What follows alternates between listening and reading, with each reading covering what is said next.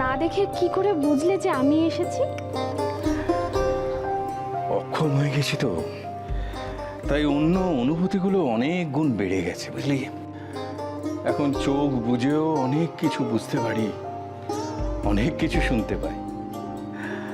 আর তুই ছাড়া এ ঘরে কে আর আসবে বলতো? দাদাজি, দেখো তোমার পছন্দের জলখাবার নিয়ে এসেছি, আমি খাইয়ে দিই। খাইয়ে দিবি? তাহলে তো নিজেকে আরো আরো অক্ষম বলে মনে হবে রে। কেন?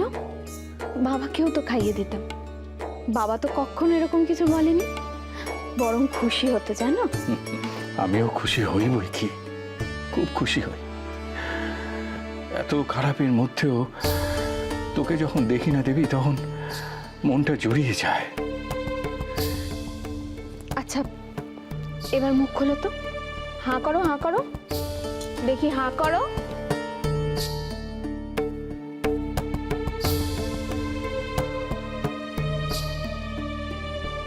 চিড়ের পোলাও? এ তো শুধু আমার নয় রে, এ তো শিবাজিরও প্রিয়।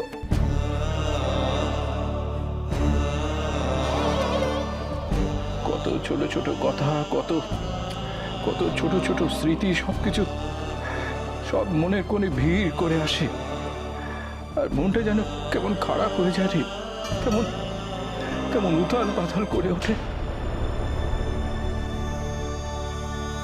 দেবী,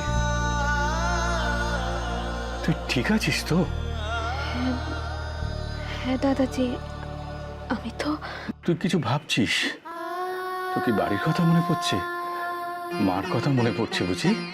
হ্যাঁ, সে তো সব সময়ই করে। তুই বরং এক কাজ কর, কয়েকদিন ঘুরে আয় ও বাড়ি থেকে। যাব, তার আগে তুমি সুস্থ হয়ে যাও, তারপরে মায়ের কাছে গিয়ে থেকে আসবো। দেখেছিস, আমি ঠিক ধরেছি। বিয়ের পর থেকে একবারও তুই ও বাড়ি যাসনি।